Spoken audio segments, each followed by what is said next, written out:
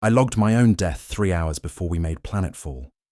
The entry sat there on my slate, neat and sanctified, stamped in red with the sigil of the Ordo Malleus and time-stamped by the merciful induction's master chrono. Interrogator scribe Ethane Corda, cause of termination logged as exposure to unsanctioned resonance, remains classified as unrecoverable. I watched the line pulse softly beneath a film of frost that had begun crawling across the viewport in impossible patterns. 9 pointed rosettes bloomed and collapsed in mathematical precision, each crystalline formation following geometric principles that made my trained eye water when I tried to focus directly upon them. Magos Explorator Sibel stood beside me, her crimson robes pale in the bridge's blue lumen glow. Mechadendrites hung from her shoulders like the roots of some suspended tree, each cable twitching to taste the recycled air. When she spoke, her voice emerged as a carefully modulated duet of human larynx and Vox Grill harmonics. Cross-confirm the chronodrift coefficient, interrogator scribe. 0.0 deviation, I replied, consulting the master timepiece. Astrolabe alignment confirmed 9 cycles prior. No computational drift detected, Magos. The hull around us hummed with a rhythm that seemed to echo in my jawbone. 9 beats. A pause that lasted exactly 1 beat, then 9 beats again. The sound felt organic, like listening to the heartbeat of some vast creature wrapped around our ship's skeleton. Below us, the shrine world Kirkos turned in its eternal death spiral, a grey sphere wrapped in ash bands that caught the local star's light and threw it back as dull bronze. The equatorial ossuary plains stretched like a cracked skull, dotted with the geometric monuments where pilgrims had come to die in the Emperor's name. At the centre of our orbital focus lay Manufactorum Ossuary 9, a complex that should have been a standard imperial rectangle of interconnected buildings and defensive positions. Instead, the Auspex painted it as a perfect nonagon, 9 sides of equal length forming angles that hurt to calculate. Atmospheric readings continue to fluctuate in 9-second intervals, Isabel reported, feeding a mechadendrite into the sensor array's blessed interface. Her optical lenses flickered with cascading data streams. Temperature variance follows the predicted oscillation. Humidity spikes correlate precisely with the recorded turbine rotation cycles. She paused, and I heard the soft whir of cogitators processing impossibilities. The turbine has been decommissioned for 7 years, 4 months, 16 days. Power grid sanctified and sealed. It should not rotate. But it did rotate, and the spectral analysis of its lubricant had returned results that sat in my mind like a splinter of ice. Fresh bone marrow, human origin, extracted within the last 6 hours from a world declared dead for the better part of a decade. The impossibility of it was clean and sharp, a violation of natural law that demanded investigation and probable purification by fire. A servo skull drifted past my shoulder, its eye sockets flickering with the pale blue static of incoming Vox traffic. Priority transmission received, it announced in the tinny voice of a child's prayer wheel. Surface cogitator designation. 19 transmits repeating message. Names. Prime the gears. Timestamp indicates transmission originated 9 minutes, 17 seconds before current chronometer reading. 9 minutes early, like the casualty report that bore my name, like the atmospheric readings that arrived before the sensors could complete their sweeps. Time itself seemed to be running backward around Kirkos, creating loops and eddies that caught our ship's machine spirits in their current. I activated my personal recording stylus, a brass cylinder inscribed with wards of clarity and truth. The device purred to life, its machine spirit eager to document whatever revelations awaited us in the ossuary below. Personal log, interrogator scribe, Ethane Corda, Ordo Malleus, date mark. I glanced at my chronometer and felt my blood cool. The display showed 2 timestamps simultaneously. One correct, one stamped 3 hours in the future with a detailed casualty assessment. My name appeared in the primary fatality column. The bridge fell silent except for the rhythmic pulse of cogitators and the whisper of recycled atmosphere through sanctified vents. Even the servo skulls seemed subdued, their usual binary chatter replaced by a contemplative quiet that felt wrong, like the pause between a heretic's confession and the bolt shell that would follow. "Magos," I said, keeping my voice level. "Show me the deep scan results." The hololithic display materialized above the tactical altar, painting Kirkos in cross-section wireframe. The ossuary complexes appeared as geometric shapes scattered across the equatorial regions, monuments to the faithful who had sought absolution on this shrine world. But there was something wrong with the image, a distortion that made focusing on Ossuary 9 feel like staring into a kaleidoscope of broken glass. "Atmospheric disturbance patterns are not random weather phenomena," Zybel explained, her mechadendrite tracing paths through the projection. "They form 9 synchronized spirals, each centered on a different ossuary complex. The spirals rotate in perfect mathematical harmony, contracting and expanding every 9 seconds, like the breathing of some vast organism." I studied the display, noting how the patterns pulsed with their own internal rhythm. The entire equatorial region had become a single, living sigil, carved into cloud and wind by forces that defied atmospheric science. How long has this been occurring? Spectral analysis suggests the pattern has been stable for approximately 4 months, 7 days. However, our previous surveys were conducted from extreme range with minimal atmospheric penetration. Her voice carried what might have been concern, though with her extensive augmetics, it was difficult to determine emotional states with certainty. 4 months. Long enough for whatever had awakened in Ossuary 9 to establish itself, to grow strong, to begin reaching out beyond the confines of the dead world. I thought of the frost patterns forming on our viewport, the Vox traffic arriving before it was sent, the casualty reports that predicted our deaths with bureaucratic precision. A soft chime indicated priority communication, and tech adept Verin's augmetic voice cut through the bridge's contemplative atmosphere. "Fleet command transmission received. Exterminatus authorization granted pending ground assessment. Orbital bombardment authorized in 18 hours from Mark." He paused, confusion evident even through his mechanical vocal processors. "Sir, the transmission timestamp indicates it was sent 9 minutes from now." 18 hours to determine whether Kirkos would live or burn. 18 hours to investigate an anomaly that was already reaching into our ship's systems, our chronometers, our very perception of causality. I had seen worlds die because caution was mistaken for cowardice. But I had also seen investigations consume their investigators, leaving nothing but empty armor and screaming Vox logs. I activated the ship's internal communications, my voice carrying to every deck and compartment. "All personnel, prepare for immediate deployment.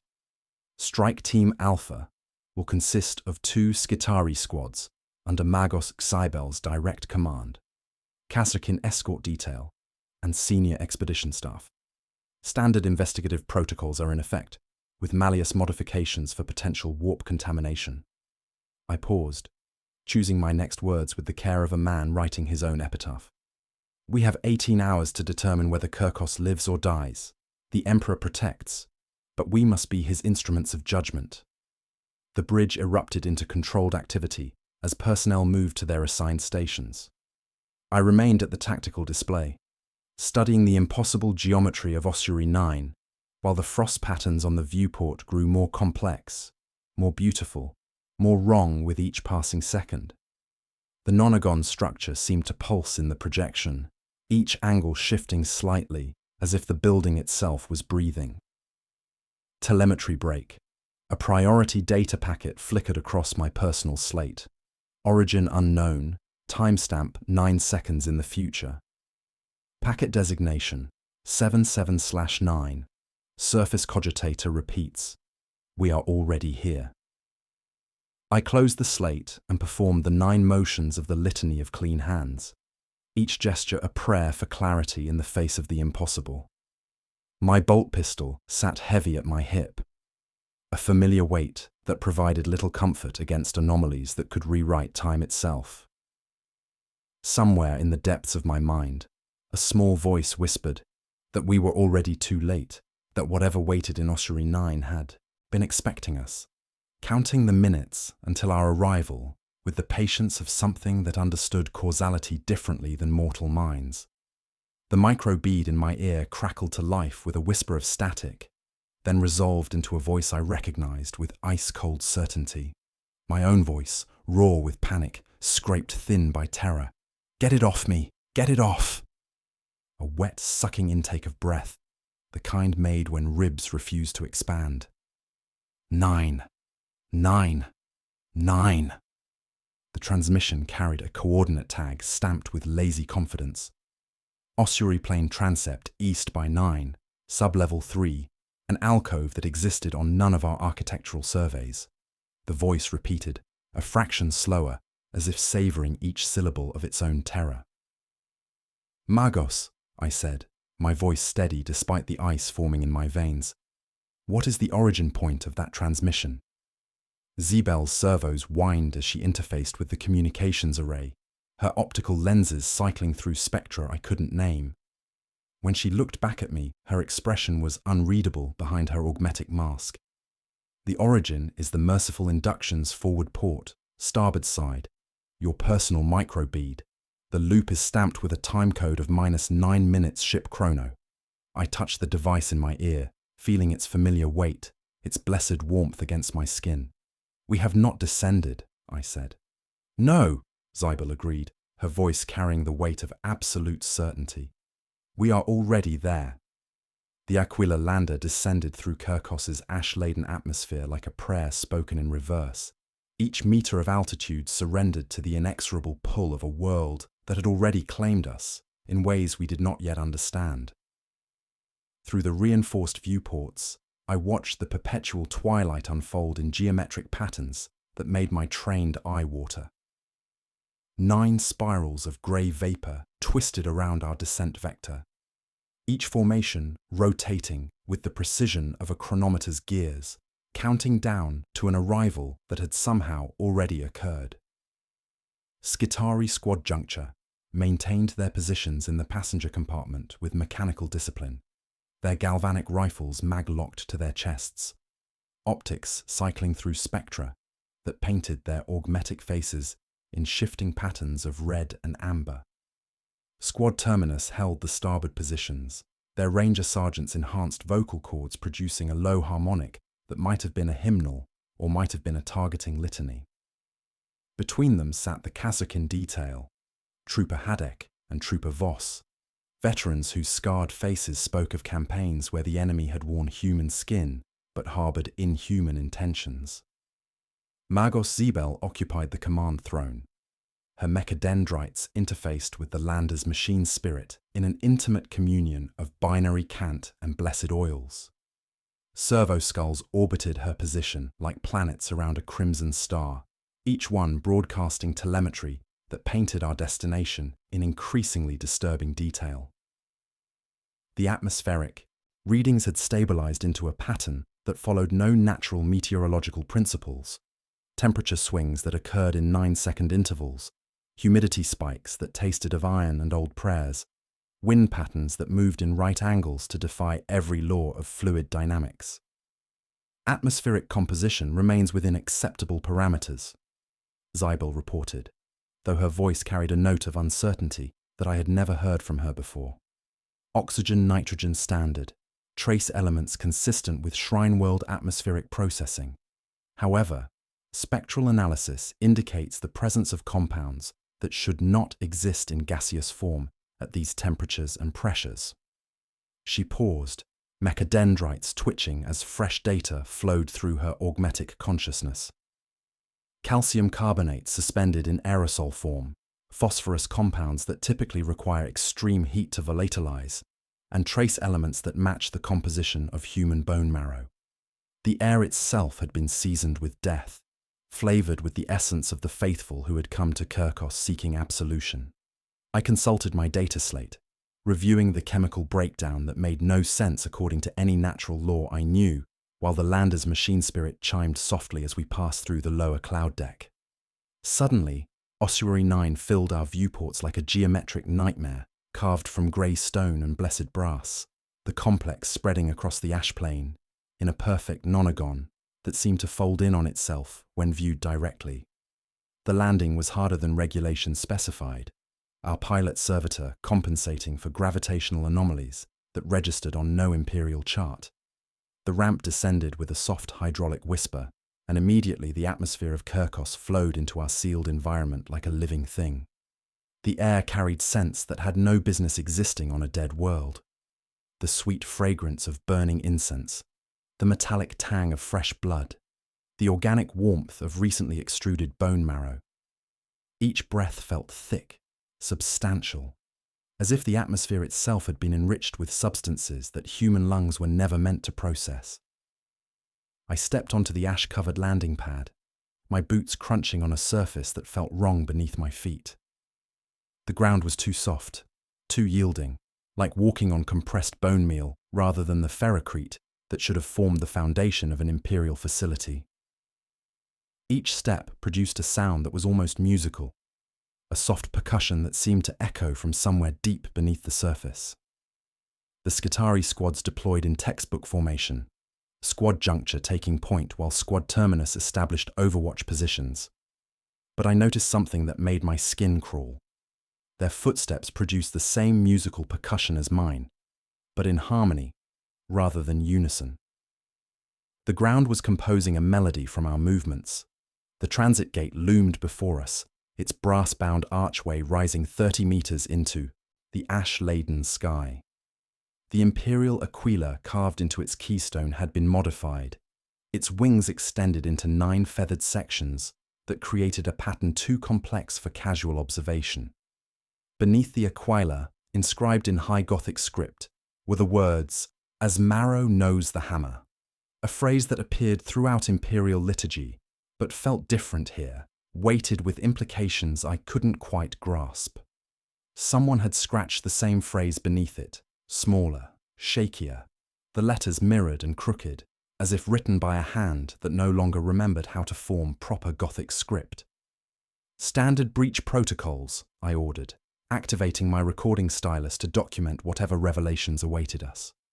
Overlapping fields of fire, staggered entry formation, magos, interface with gate guardian spirits using standard Mechanicus protocols, but maintain full ritual safeguards. Zybel extended a blessed interface wand and breathed a prayer of communion, her Binharic cant tasting wrong even to my unaugmented ear, every 9th glyph reversing upon itself before smoothing into sense. The gate's guardian spirit woke with the sound of teeth chattering in a ceramic cup, and the massive portal did not open so much as decide to be ajar. The temperature dropped 9 degrees in a breath. Frost crept from the hinges, stopping short of our boots as if sniffing for permission. Inside was a cathedral of transitways, the manufactorum's throat stretched wide to accommodate the pilgrims, who had once come here seeking absolution through labour. Conveyor lines lay still, dust-furred and bone-white, their blessed mechanisms silent for the first time in centuries. Shrines were cut into every column, femurs bound with brass, patella cups holding shriveled votive candles, reliquaries labelled in neat Mechanicus script. But no servitors hung from the harnesses along the walls. Hooks swayed as if recently vacated, and the silence had tone and body, pushing against my eardrums like pressure before a storm. Every 9th step, a click from behind the walls answered our footfalls. Too regular to be rats, too toothy to be gears. The sound followed us as we moved deeper into the complex, a rhythmic counting that seemed to emanate from within the very bones of the structure. I realized with growing unease that the clicking was not quite uniform. It hiccuped on the 9th beat, a little lunge forward, as though a child skipping a number and hoping to be praised for speed. "Heat signatures," intoned Skitarius Unit Theta Blue through the squad vox. "Movement at right angles. Pathfinding suggests unnatural gait. No respiration detected." "Mark and ignore," Zybel said softly, her mechadendrites twitching as they tasted electromagnetic spectra that painted impossible readings across her optical displays.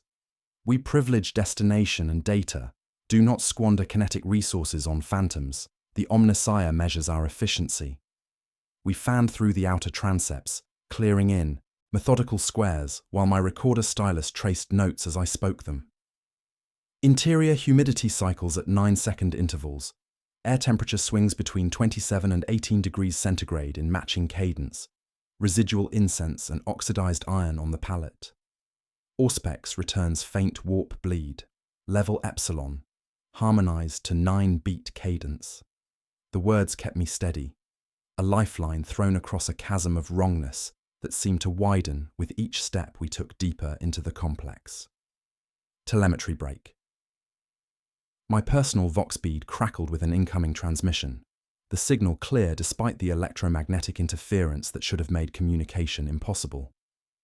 Strike Team Alpha, this is Squad Juncture. We are receiving your position coordinates from a source that appears to be located within the complex. The transmission is carrying your voice signature, sir, but the timestamp indicates it was sent from coordinates we have not yet reached. I touched my throat, feeling the familiar weight of the vox bead against my skin.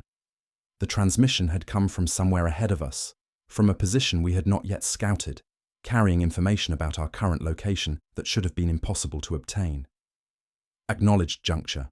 Maintain formation and continue sweep pattern. Mark anomalous transmissions for later analysis.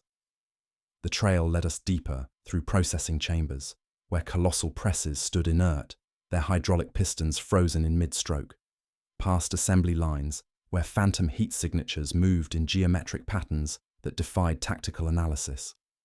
The air grew thicker, more substantial, carrying whispers of Binharic cant played backward, a maintenance litany inverted, designed not to sustain function, but to prolong decay. And beneath it all, that constant clicking, counting time for us with the patience of something that understood causality differently than mortal minds. We reached a vast echoing hall where the clicking sound had grown to an eager intensity, and there we found it. A bone-lathed pump assembly, its intricate filigree of ivory and brass, gleaming faintly in our lumen beams, churned with rhythmic precision. It was a marvel of forbidden bioengineering, clearly constructed from organic components, yet moving with mechanical accuracy that defied its material composition. There was no visible power conduit, no cogitator interface, yet its pistons cycled, its gears turned, and a thick, viscous fluid pulsed through translucent lines that had once been rubber, but were now sheathed in something like cartilage. Source of the marrow lubricant, Zybel stated, her voice a low harmonic of fascination and revulsion. Her mechadendrites probed the pump's surface, while her optical lenses whirred through spectra that painted the mechanism in overlapping layers of impossible data. Efficiency curve defies known thermodynamic limits. The organic components are self-maintaining, self-lubricating. It operates without external power input. I approached the assembly, feeling the clicking sound now emanating directly from its interior. 9 beats, a pause that lasted exactly 1 beat, then 9 beats again. I could feel the resonance in my own bones, a sympathetic vibration that made my marrow hum in harmony with whatever drove this impossible machine. As I drew closer, an inspection grill on the pump's side, fashioned from what appeared to be fused rib bone and decorated with saints' profiles worked in brass, dropped away on a line of tiny hinges that moved like tendons. The heart of the assembly was not a piston.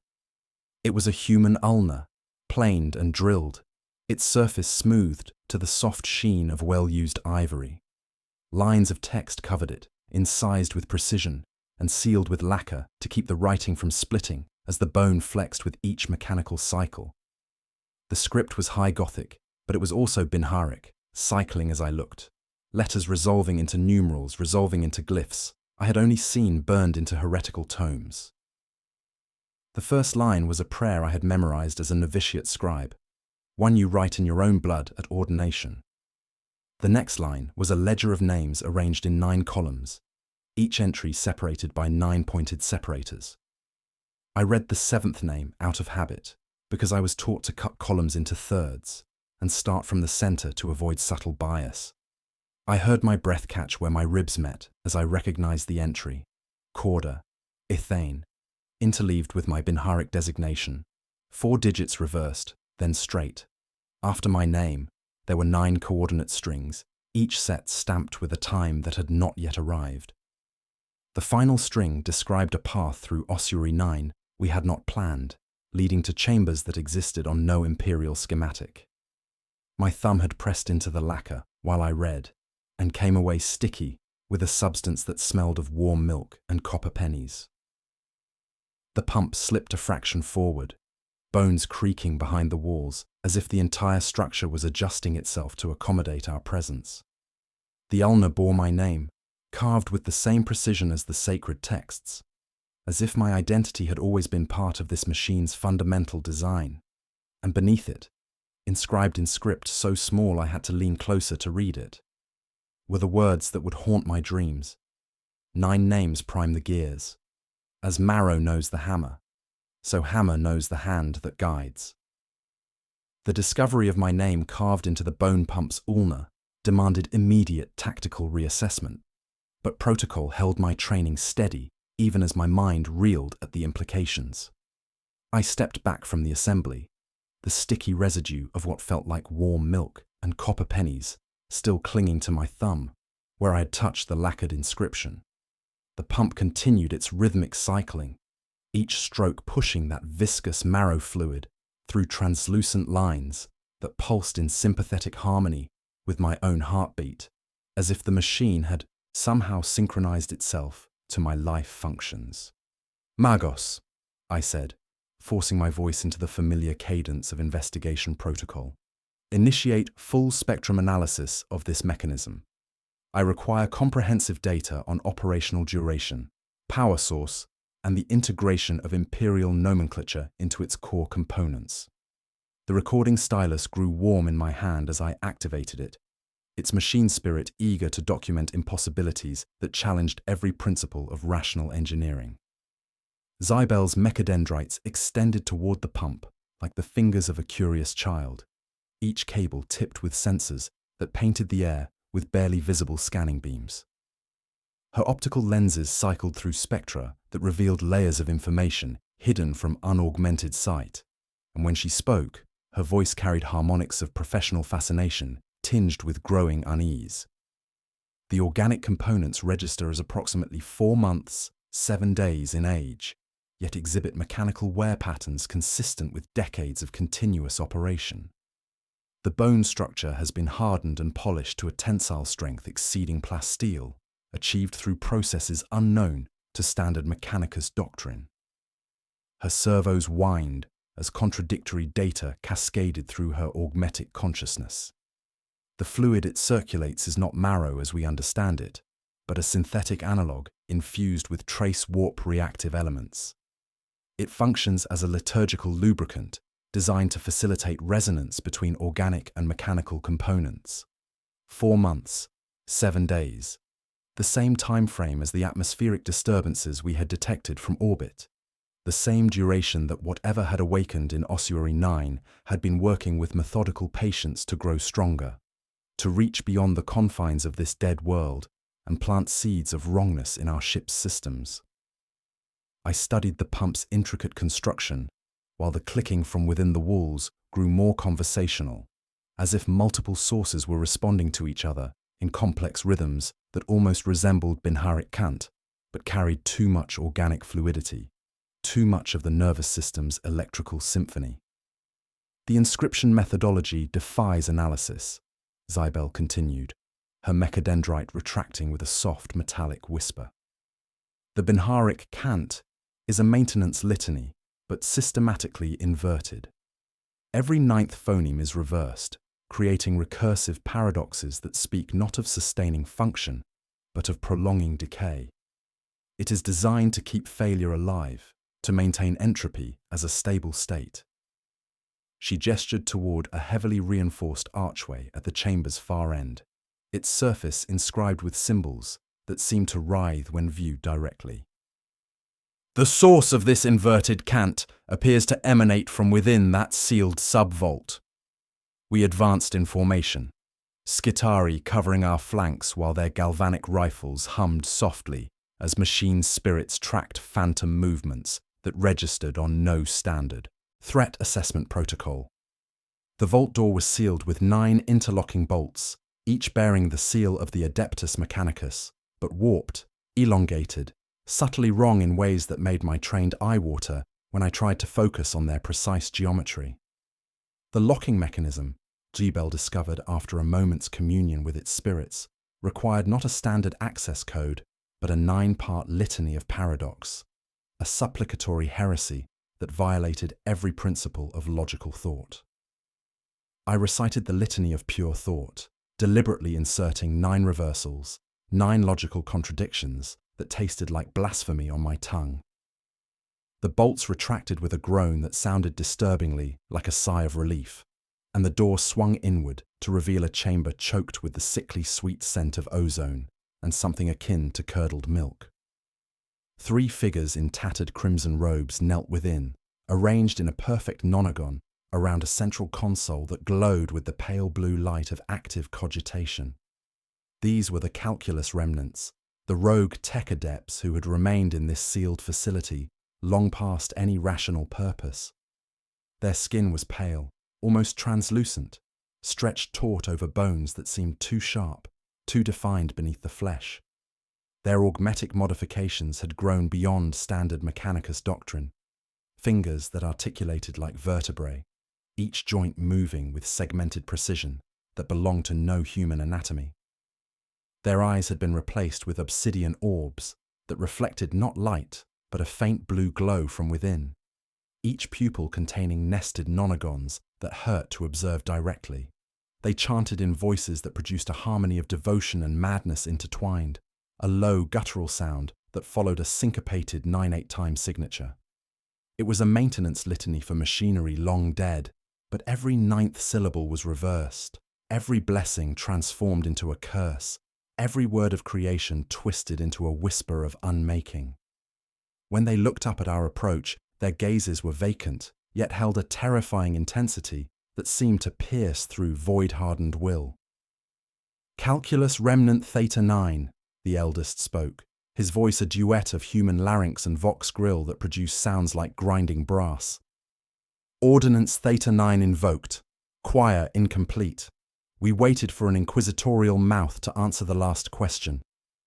His lower lip was heavy with surgical scarring, and when he gestured, I saw that his hand articulated like a collection of vertebrae, each finger joint moving independently as if controlled by separate nervous systems.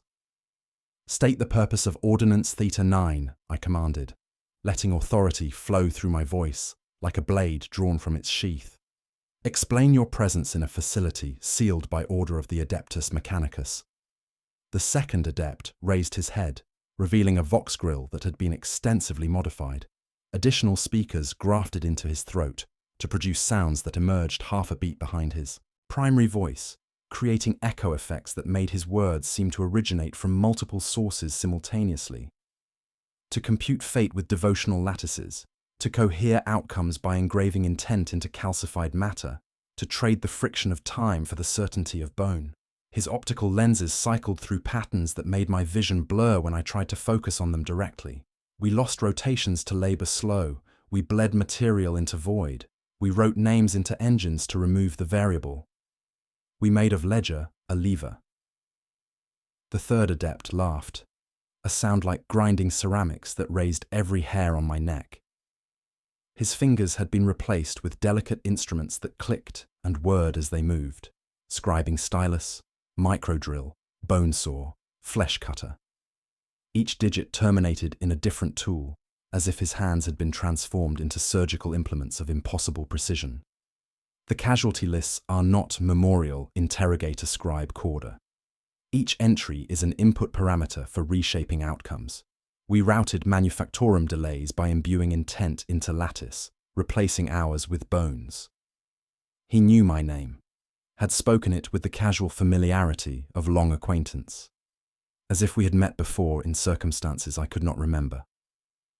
The recording stylus grew warm in my hand, as its machine spirit responded to information that challenged the boundaries of possibility. Around us, the clicking from within the walls had grown to a crescendo, a rhythmic percussion that seemed to emanate from every surface simultaneously. "Your resonance is compatible," the first adept continued, his nonagon eyes dilating until they were almost black with the sheen of oil. "The engine recognized you. It has been counting your heartbeats since you entered orbit, aligning its calculations to your biological rhythms. Your name was always part of the equation, interrogator scribe. The marrow knew you were coming long before you knew you would come." Telemetry break. My personal vox bead crackled with static, then resolved into a transmission that made my blood freeze in my veins. My own voice raw with terror, screaming coordinates that corresponded to chambers deep within ossuary 9. "The rib cage, it's breathing. 9 chambers, 9 hearts, 9... The transmission dissolved into static, then resumed with a whisper that sounded like ground enamel, given voice. "Names prime the gears, interrogator scribe. As marrow knows the hammer, so hammer knows the hand that guides." The 3 adepts turned their attention toward a sealed archway that had not been visible moments before, its surface inscribed with binheric cant that seemed to writhe and shift when observed directly. The archway was shaped like a human ribcage, 9 curved struts of pale stone connected by brass fittings that gleamed with inner light. As I watched with growing horror, the structure began to expand and contract in a rhythm that matched my own breathing, as if it had somehow synchronized itself to my life functions. "The bone engine awaits," the second adept said, his voice carrying harmonics of anticipation and dread that made the air itself vibrate. 9 chambers for 9 names, 9 hearts to beat in harmony with the Empyrean's rhythm. The algorithm requires completion, and you carry the resonance frequency needed to align the final calculations. We moved toward the ribcage archway, and I could feel something responding in my own bones, a sympathetic vibration that made my marrow hum with unnatural harmonics. The air grew thick with the scent of warm milk and copper pennies, and ahead, in a vast reliquary bay, I saw it waiting for us. A kneeling frame of pale struts connected by brass, shimmering faintly in the gloom, an engine shaped like a ribcage, its central cavity empty but for a pulsating blue light that seemed to breathe with mechanical precision. As we approached, the ribcage engine shuddered to life with a low hum that vibrated through the floor and into my bones. A delicate spur of calcified filigree extruded from its side, moving with deliberate precision as it carved 9 letters into the nearest glass surface. The sound was like fingernails drawn across glass, then like teeth grinding on bone, perfectly articulating a name I recognized with ice-cold certainty. Inquisitor Valerius, my superior, currently aboard the flagship Vigilant Judgment in orbit above us. Below his name, the engine carved a single stark word that would haunt my dreams: fuel. The ribcage pivoted toward me, its empty cavity now facing my position with mechanical precision. From its depths emerged a whisper that bypassed my ears entirely, speaking directly in the alphabet of enamel and jaw, perfectly articulating my binharic designation in a voice like ground bone given form. The engine knew my name, knew my purpose, and had been waiting for my arrival with the patience of something that understood causality differently than mortal minds. The engine's whisper of my binharic designation in a voice like ground enamel demanded immediate containment protocols, but the implications of its knowledge required careful analysis before any decisive action could be taken. I stepped back to maintain tactical distance, my hand instinctively moving to my bolt pistol's familiar weight while authorizing the next phase of our investigation. The ribcage structure tracked my movements with mechanical precision, its empty cavity glowing with blue fire that seemed to reach across the intervening space to touch something deep within my bone marrow. "Magos Sibel, initiate controlled sampling protocols," I ordered, forcing my voice into the familiar cadence of tactical assessment. "Full spectrum analysis with blessed safeguards. I require comprehensive data on operational parameters, energy source, and the mechanism by which it produces these inscriptions." The recording stylus grew warm in my hand, as its machine spirit eagerly prepared to document readings that challenged every principle of rational engineering. Zybel breathed the litany of pure communion, her binharic cant flowing like blessed oil over the engine's bone-white surface. Her mechadendrites extended with surgical precision, each tip anointed with sanctified solvent and wrapped in sterile gauze printed with the sigil of the cog. The engine exhaled as the first probe made contact. Not sound through air, but a cool draft that fogged the lower edge of my visor and turned the sweat at my temples to frost. The room's lumen strips dimmed and returned in 9-beat cadence, as if the entire structure obeyed a metronome we could not see. "Contact established," she reported, her voice split between human larynx and Vox-grill harmonics. Flux bias readings indicate active Empyrean resonance channeled through calcified matrices carved with microscopic precision. The bone lattice functions as a psychic conductor, each strut containing thousands of inscribed names layered in 9-fold repetitions. Her optical lenses cycled through spectra that painted impossible data across her displays. Binarium checksums are perfect, yet the data structures violate every principle of logical architecture. As she worked, a disturbing pattern emerged that challenged our understanding of material science. Adamantine forceps bit into the engine's surface with no resistance, no friction, no squeal. Tools that should have sung against the bone remained eerily silent. Iron instruments showed no wear patterns despite contact with the calcified material, their edge integrity preserved through interactions that should have dulled blessed metal. Yet when Zybel extended organic handling gloves cut from tanned pilgrim hide and ritually inscribed, the leather cracked like old paint upon contact, sloughing off in brittle petals that sublimed into chalky dust on contact with air. "Organic intermediary compromised," she reported, wonder threading through her clinical tone. "The bone rejects flesh, but welcomes metal. It appears to corrode iron through proximity rather than friction." As if to demonstrate this principle, a brass diagnostic wand brushed against an ivory spur, and grey tarnish bloomed across the metal in branching patterns that mimicked bone trabeculae. The wand's machine spirit whined and severed its own connection rather than allow contamination to spread. The infection was propagating through sympathetic resonance rather than direct contact. Skitarius Unit Theta Blue, positioned closest to the engine, began exhibiting signs of skeletal disturbance. His subdermal armor plates, normally silent beneath crimson robes, produced soft metallic pings as if struck by invisible hammers.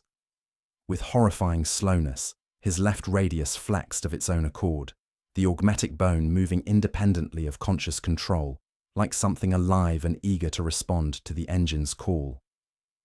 "Skitarius, report biometric status," I commanded, noting how his movements had acquired a subtle rhythm, matching the engine's breathing cycle. "Internal structural integrity compromised," Theta Blue responded, his voice carrying harmonics that seemed to resonate from within his bone structure rather than his Vox-grill. "Calcium-based components responding to external resonance frequency.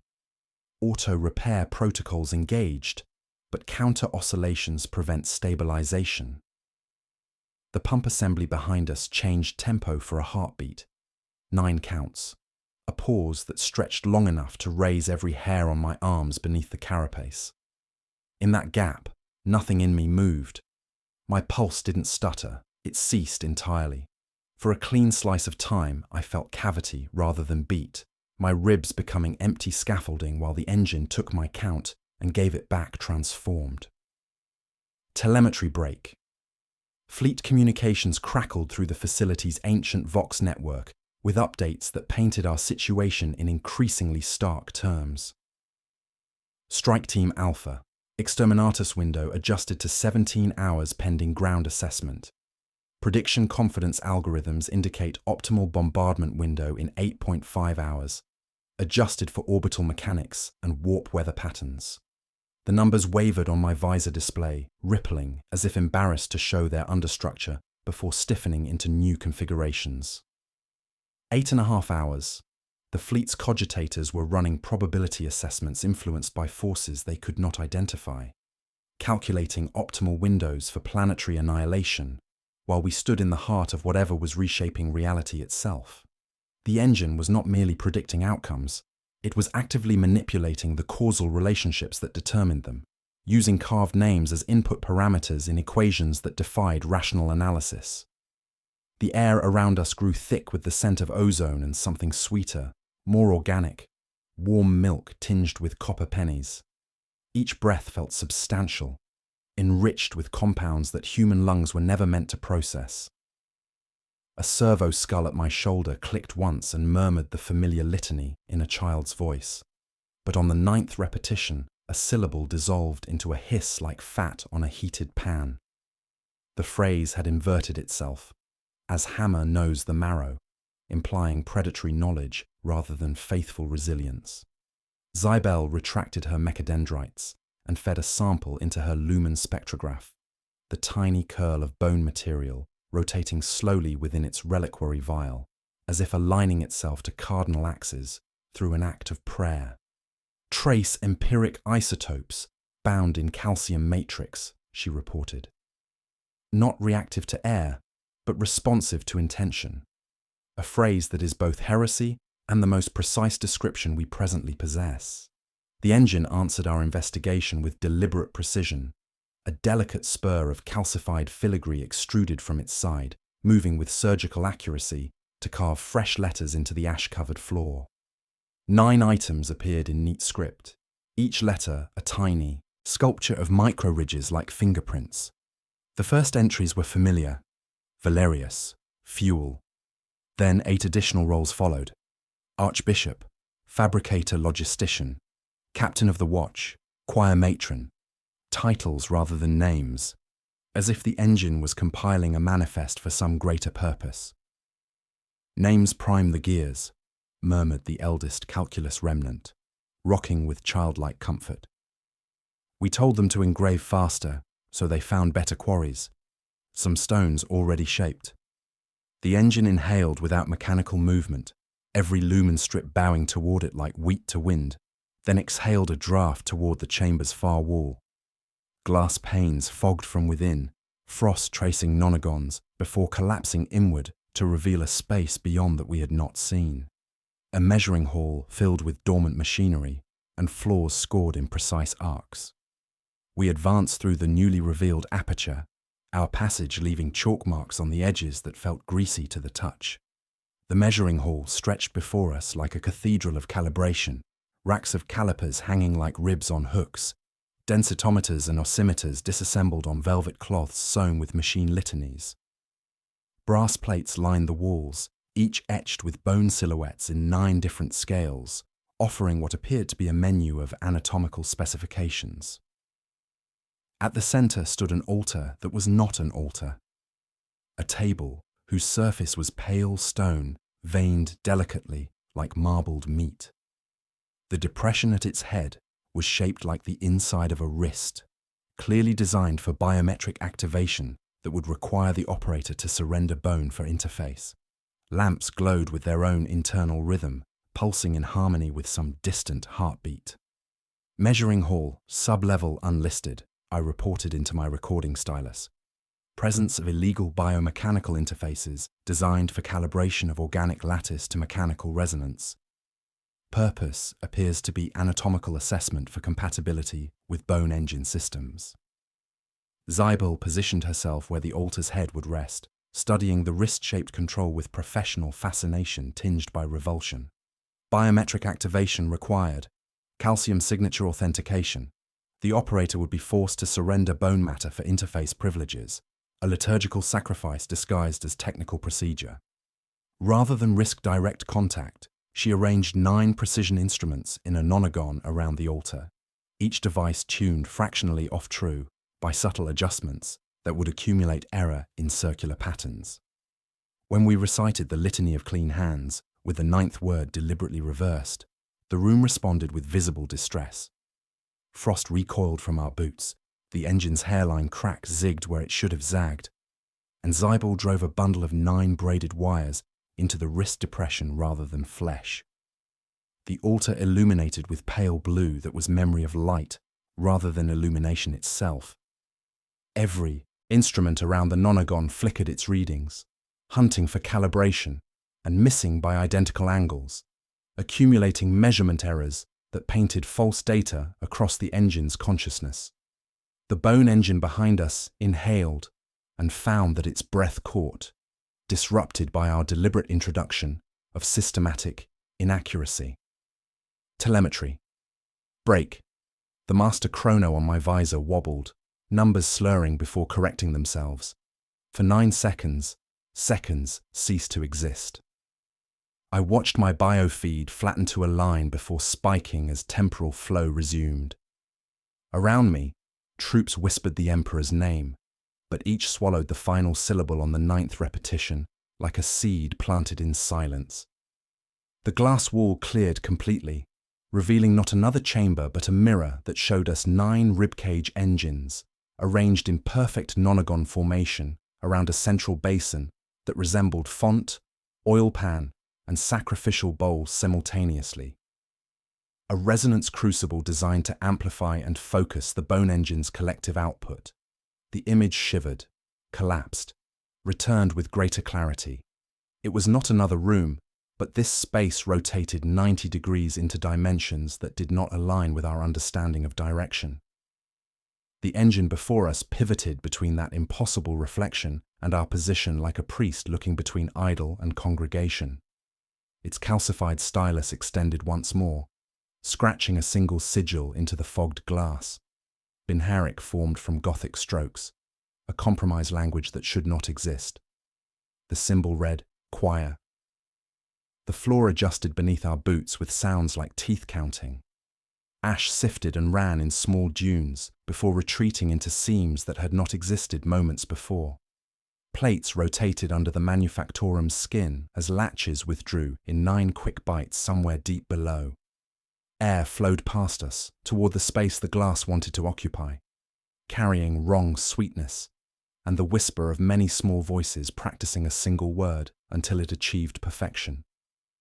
The bone engines were not individual mechanisms, but components of a larger instrument, a choir designed to harmonize their outputs into something far more dangerous than the sum of their parts. We had discovered not just a single anomaly, but the peripheral element of a vast ritual machine that stretched throughout Oshuri 9's foundations, using the entire complex as a resonance chamber for calculations that could reshape reality itself. "Weapons ready," I ordered, as much for the comfort of familiar procedures as tactical necessity. We have their attention now. The question remains whether we sing first, or whether they complete their song before we can silence it forever. The revelation that we stood within a single component of a vast ritual choir demanded immediate tactical reassessment, but the scope of what we had uncovered required careful analysis before any decisive action could be taken. I stepped back from the ribcage engine, my hand instinctively moving to my bolt pistol's familiar weight while the machine continued its mechanical breathing, each exhalation fogging the glass with condensation patterns that resembled anatomical diagrams drawn by an expert hand. The floor beneath our boots had begun to vibrate with a rhythm that seemed to originate from deep within Oshuri 9's foundations. A bass note so low it bypassed the ears entirely and spoke directly to the marrow. "Squad formations, establish defensive perimeter," I ordered, letting the familiar cadence of military protocol anchor my thoughts against the rising tide of impossibility. Overlapping fields of fire, staggered positioning, magos zibel. Initiate comprehensive analysis of this choir configuration. I require full spectrum assessment of operational parameters, structural modifications, and the scope of this system throughout the complex. Zibel's mechadendrites extended toward the chamber's walls and floor, each cable tipped with sensors that painted the stone with barely visible scanning beams. Her optical lenses cycled through spectra that revealed layers of information hidden from unaugmented sight. And when she spoke, her voice carried harmonics of professional fascination tinged with growing alarm. The entire manufactorum has been converted into a resonance chamber, interrogator scribe. Load-bearing walls have been replaced with calcified lattices that conduct vibration through bone matrix rather than ferrocrete. The structural modifications prioritize acoustic properties over architectural integrity, according to principles unknown to standard mechanicus doctrine. The implications struck me with the force of a physical blow. Ossuary 9 was not merely housing the bone engines, it had been transformed into a single, massive instrument designed to amplify and focus their collective output. Every corridor we had traversed, every chamber we had investigated, was part of a vast acoustic system that used the complex's architecture to shape and direct empiric resonance with surgical precision. The clicking sounds we had heard from within the walls were not mechanical components, but the structure itself counting time, measuring our movements, calculating our positions within its grand design. 9 engines arranged in non-Agan formation around a central resonance crucible. Zybel continued, her mechadendrites twitching as fresh data flowed through her augmetic consciousness. Each functions as a node in a probability calculation matrix, engraving names into bone lattices to align individual identity with outcome vectors. The casualty lists we observed are not memorial records but input parameters, identities sacrificed to reshape causality itself. The eldest calculus remnant raised his head, his nonagon eyes dilating until they were almost black with reflected light. When he spoke, his voice carried harmonics that seemed to resonate from within the walls themselves rather than his augmetic vocal apparatus. We wrote the forms that would be needed after the work was done, and then we asked the engines to push them backward. Rubric precedes action. Bureaucracy as teleology. His fingers articulated like vertebrae as he gestured toward brass plates mounted on the chamber's far wall. Ordnance Theta. 9 authorization glyphs, subcommittee signatures for bodies that never existed, counterseals from fabricator generals whose names were struck from every index before your birth. I approached the authorization plates with my recording stylus active, breathing a prayer of caution as I studied documents that challenged the very nature of administrative reality. The seals were perfect, the signatures authentic, yet they described a chain of command that folded back on itself in recursive paradoxes.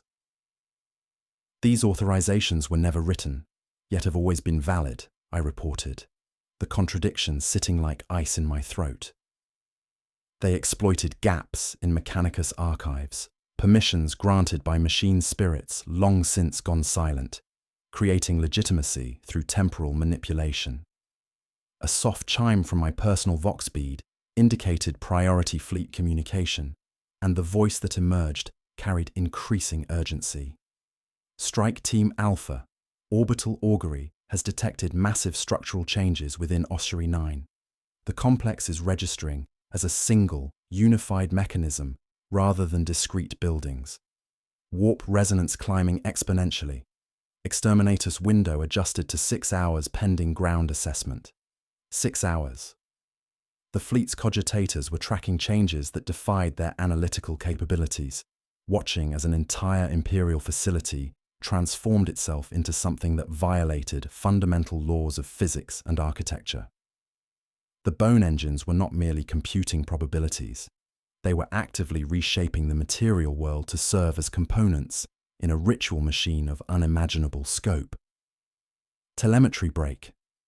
My personal chronometer flickered, displaying timestamps that jumped forward 18 seconds, then backward 9, before stabilizing into a rhythm that matched the engine's breathing cycle.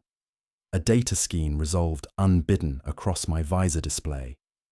Frame grabs showing 9 spires extruding from Kirkos' surface, like snapped ribs thrust upright, and bound within their shadows a figure on a throne, wrists sleeved into conduits, skull circled with brass. Beneath the image, a biometric overlay pulsed in red, skeletal density, template compatible. Subject, Corda, I. The engines began to sing, not with metal, not with voice, but with the frictionless slide of their components under impossible mechanics. The song had meaning, Only if you possessed marrow. And I possessed marrow that shivered inside me, like a choir boy catching pitch from a distant bell. Names surfaced from their lattices in whispers that were tasted rather than heard. Salt, iron, sugar, ash. 9 names per engine, arranged in sequences that added to 9, regardless of how they were counted. Prefects, overseers, saint's guard, captain of the watch, arch-ministrant, fabricator-logistician, choir matron. Each title carried the flavor of authority, a lever arm the engines could work against. The 9th name at each node was not a role, but a person. I heard my own name spoken from multiple directions simultaneously, the syllable striking bone from within, finding purchase, trying to turn. Corda, the choir whispered with mechanical precision. Corda, corda, corda, corda, corda, corda, corda, corda. 9 repetitions, each one resonating through my skeleton with increasing intensity.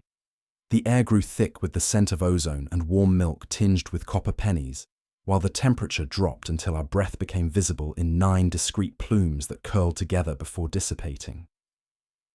The chamber's acoustics loved whispers and despised shouts, our footsteps returning to us as someone else's, one beat out of step.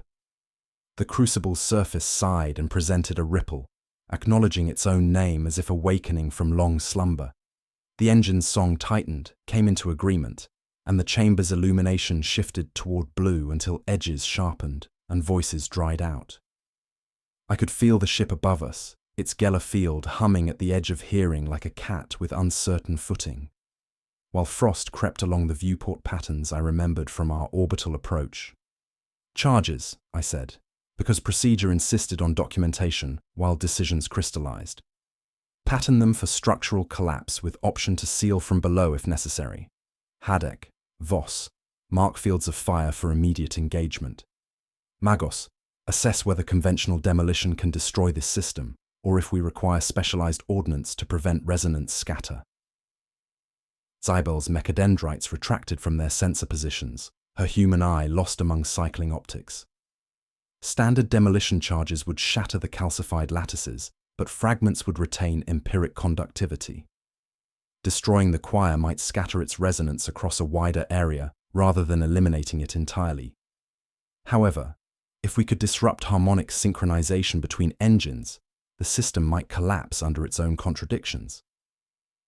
As if responding to our tactical planning, the crucible ticked. Not a mechanical sound, but the noise a massive tongue might make when finding a tooth.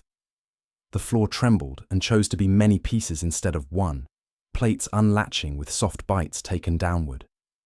In the center of the nonagon, the slick surface retracted along invisible seams, peeling back to reveal a staircase that spiraled where no space had existed moments before. Cold air lifted from below with the smell of basements and drowned blessings, while ash from our boots ran by itself into the opening as if responding to gravity's personal invitation.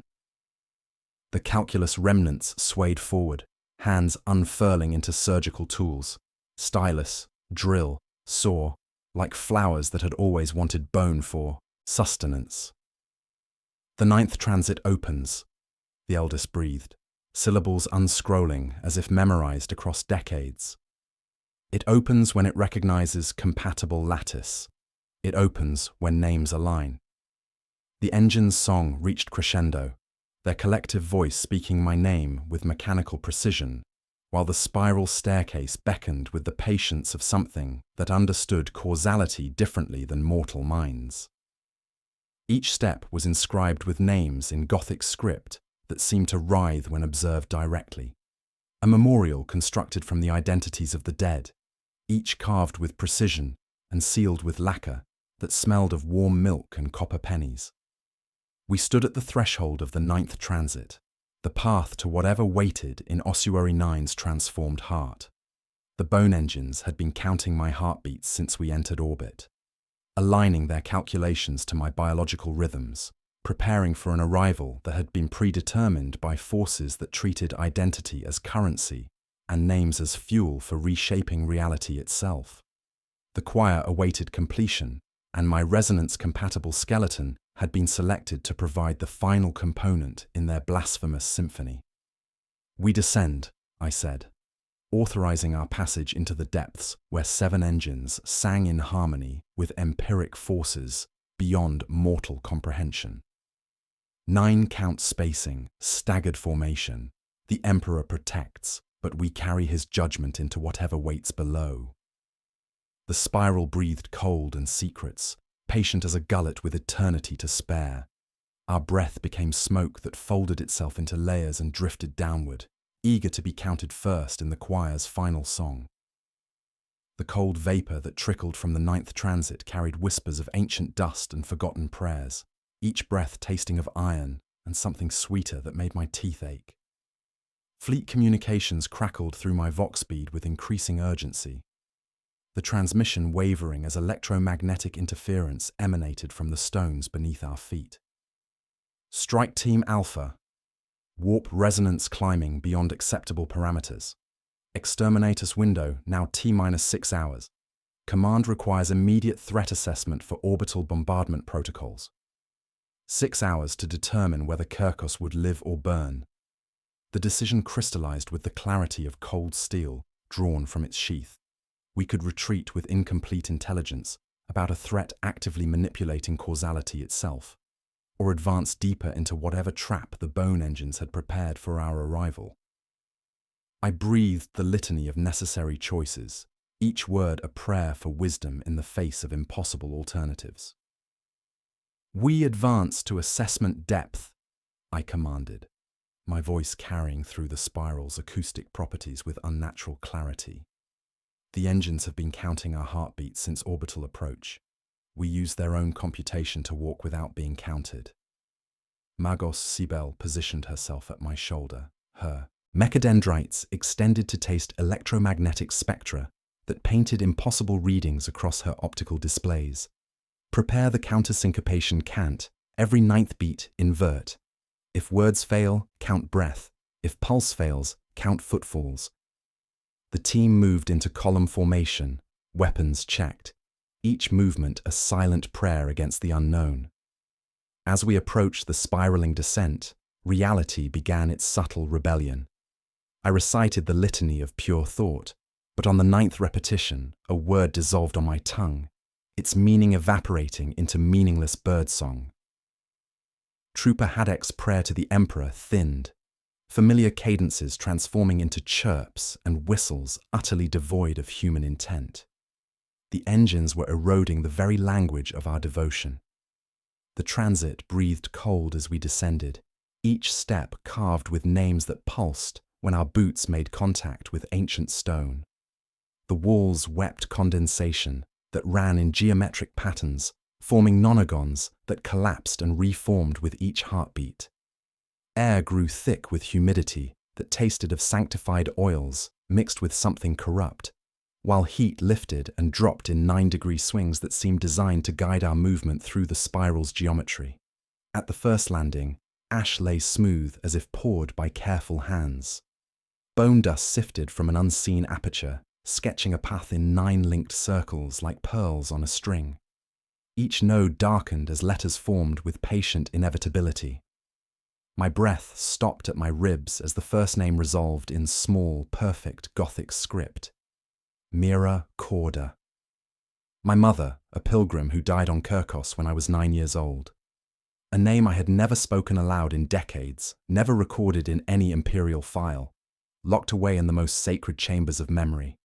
The engine knew genealogy through marrow harmonics, wanted the thread to begin where it was cut. I stared at the inscription, feeling something respond in my bones, a sympathetic vibration that made my skeleton hum with frequencies belonging to no natural rhythm. The path demanded I step onto her name, cross the threshold of identity that the engines had prepared with mechanical patience. "It knows," I whispered into my recording stylus, the device warm against my palm. The casualty lists are not predictions, but genealogical maps.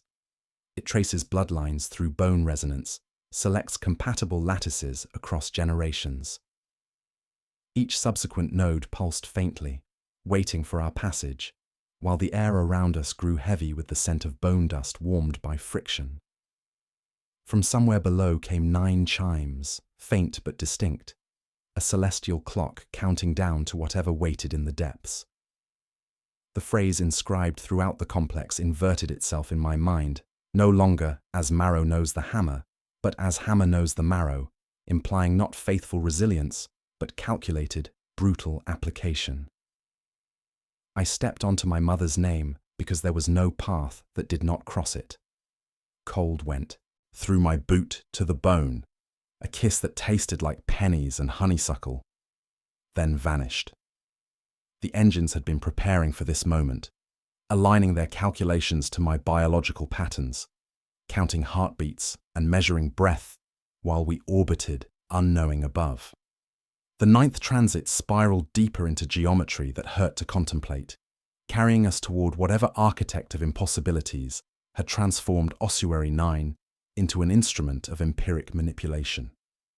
Each step brought us closer to the source, while the bone engines sang their patient song of names and numbers, preparing to complete their blasphemous symphony with resonance frequencies that ran in my very marrow. The descent through the 9th transit became a measured fall through architecture that reconfigured itself with each footfall, stairs transforming beneath our boots into calcified ribs, while handrails elongated into polished ulnae that gleamed with the dull sheen of worked bone. Temperature swung in precise 9-degree intervals, each drop accompanied by a soft click that seemed to emanate from within the walls themselves, as if the structure was counting our passage with mechanical patience. We maintained formation despite the wrongness pressing against our senses. Squad Juncture held point position, their galvanic rifles humming softly as machine spirits tracked phantom movements that registered on no standard threat assessment protocol. Behind us, Squad Terminus counted steps in binary cant, their vox grills producing harmonics that helped maintain unit cohesion, despite acoustic distortions that made familiar sounds seem alien and threatening. The air grew thick with humidity that carried impossible scents, sanctified oils corrupted by something organic, warm milk tinged with copper pennies, the metallic tang of fresh blood mixed with incense smoke. Each breath felt substantial, enriched with compounds that human lungs were never meant to process, while condensation beaded on surfaces that should have been dry, running in patterns that formed temporary scripture before dissolving into meaningless moisture. I whispered the litany of pure thought, maintaining familiar cadences despite how each 9th syllable seemed to dissolve on my tongue like sugar in acid. The words provided anchor against growing wrongness, yet with each repetition, I found myself slipping into present tense despite my training, feeling the engine's timing in my pulse as they synchronized their calculations to my biological rhythms with increasing precision. The corridor expanded around us like a throat opening to accommodate larger prey, revealing bone servitors arranged in perfect rows along the walls. These puppet forms sang liturgy in reverse, their faces stretched into long vowel shapes that produced sounds belonging to no human language. Their eyes had been replaced with calcified facets that reflected our lumen beams in fractal patterns, while their limbs moved with articulated precision, suggesting extensive modification beyond standard servitor protocols. "Avoid engagement," I ordered, my voice tight with controlled tension. "They appear to be part of the acoustic system. Do not disrupt the resonance unless absolutely necessary." The servitors continued their reversed hymnal, as if our presence was expected, anticipated, already accounted for in whatever calculations drove their mechanical devotion. Vox traffic crackled through our communications array, signals fragmenting into 9-beat patterns before reassembling into coherent transmissions. Fleet updates painted our situation in increasingly stark terms, while the ship's Geller fields whined at frequencies that made my teeth ache.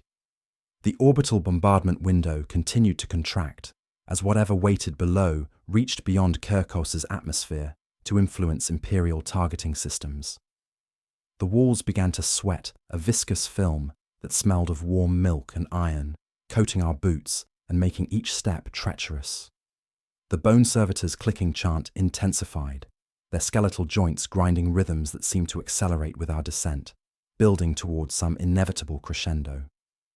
The spiral terminated in a vast cathedral foundry where 9 choirs of robed bone figures revolved in precise orbits around a central axis, their movements governed by gravitational forces that seemed to emanate from architectural features rather than planetary mass.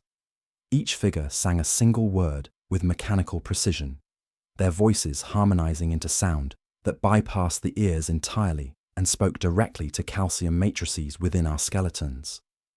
The word was architect, repeated in cadences that followed mathematical principles belonging to no human musical tradition.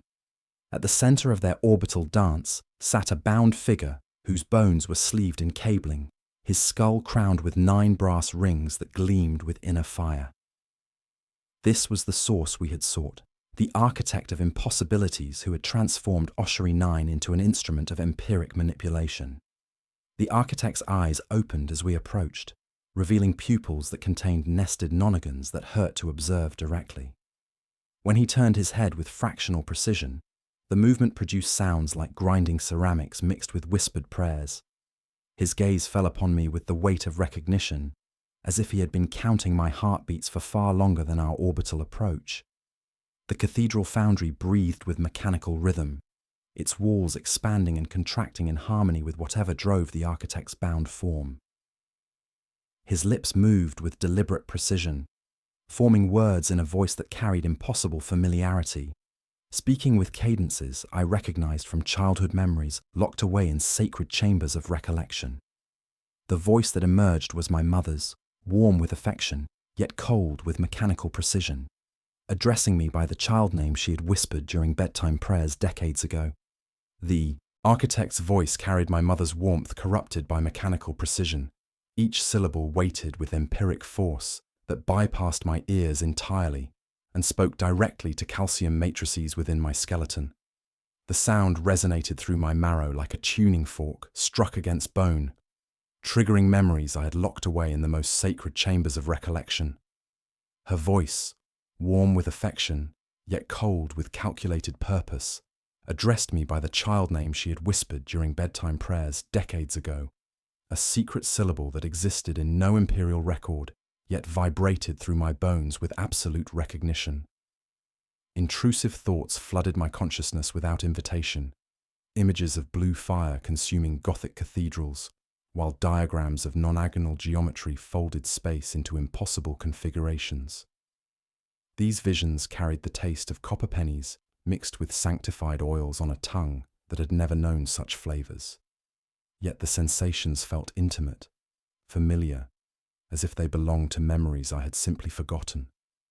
The architect was not merely speaking to me, but through me, using my own neural pathways as conduits for information that challenged every principle of rational thought.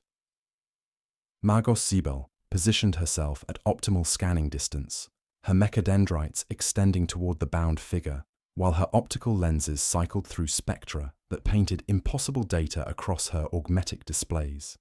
Her binharic cant tasted wrong in the cathedral's atmosphere, every 9th phoneme reversing upon itself before smoothing into sense, creating recursive paradoxes that spoke not of sustaining function, but prolonging decay. Psychoclass designation unknown, she reported, clinical analysis threading through growing unease.